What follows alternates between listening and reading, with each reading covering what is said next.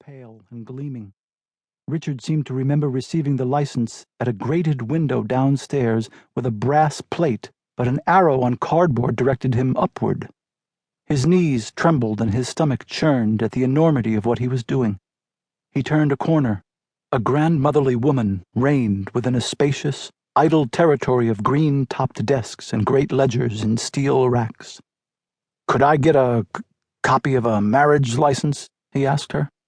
"Year?" "Beg pardon?" "What is the year of the marriage license, sir?" 1954. Enunciated, the year seemed distant as a star, yet here he was again, feeling not a minute older, and sweating in the same summer heat. Nevertheless, the lady, having taken down the names and the date, had to leave him and go to another chamber of the archives. So far away, in truth, was the event he wished to undo. She returned with a limp he hadn't noticed before.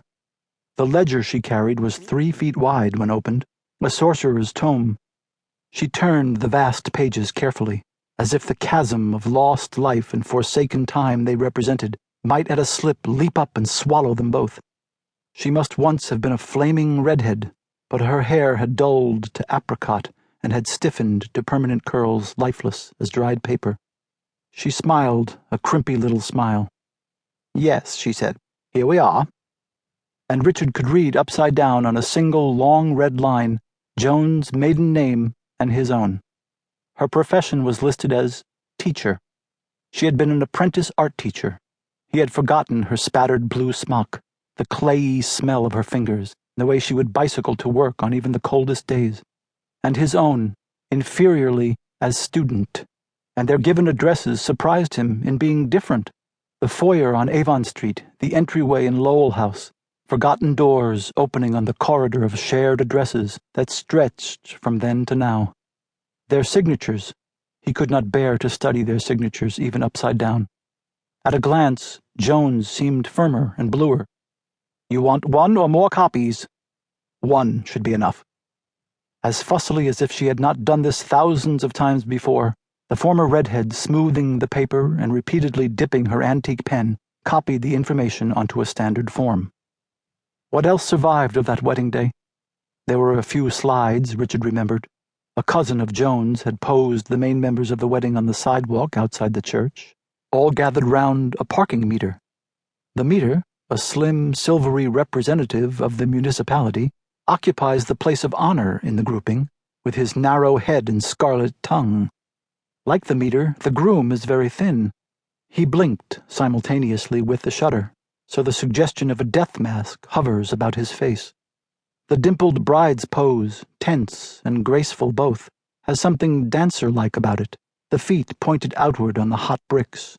She might be about to pick up the organdy skirts of her bridal gown and vault herself into a tourgetée.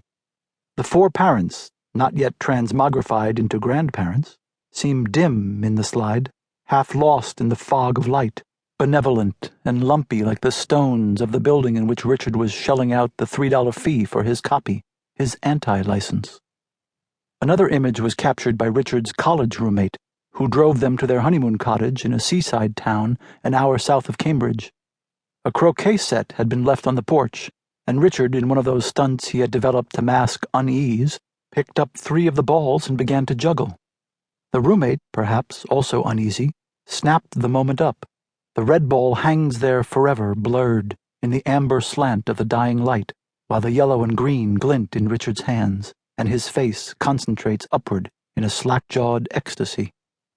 "I have another problem," he told the grandmotherly clerk as she shut the vast ledger and prepared to shoulder it. "What would that be?"